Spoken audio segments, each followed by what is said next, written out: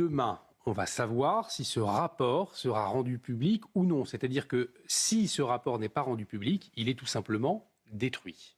Oui, tout sera supprimé. Demain à 14h30, les 30 députés de la commission d'enquête de l'Assemblée nationale vont voter et nous saurons effectivement si les Français pourront avoir accès à l'entièreté et à l'intégralité de ce rapport. Il est important, je pense, que ce rapport soit publié et que les Français aient un droit de regard effectivement sur ce qui se passe à France Télévisions, qui est, je rappelle, qu'un budget de 4 milliards d'euros. 4 milliards d'euros, c'est la moitié du budget du ministère de la Culture, et un rapport n'a de valeur que s'il est suivi des faits. Donc, par souci de transparence, je pense qu'il faut que les Français sachent où leur argent va. Et effectivement, on voit depuis plusieurs jours des tentatives de manipulation à l'encontre de Charles Aloncle, qui accuse effectivement plusieurs élus de vouloir le discréditer en diffusant des fake news. Alors, il y a des choses qui ont été publiées qui sont justes, il y en a d'autres qui ne le sont pas.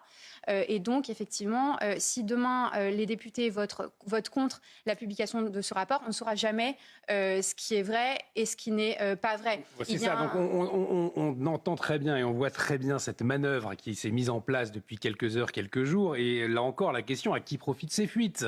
On est un petit peu finalement dans la même logique que notre échange précédent autour de Boualem-Sansal. À qui profitent ces fuites ? Qui veut discréditer absolument ce rapport ? C'est ça la question politique, on a une petite idée.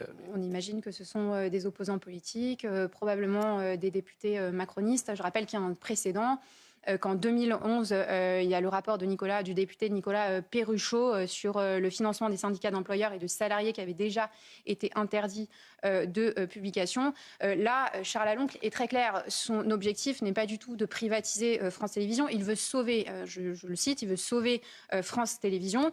Et pour vouloir sauver France Télévisions, il est victime donc de tentatives d'intimidation.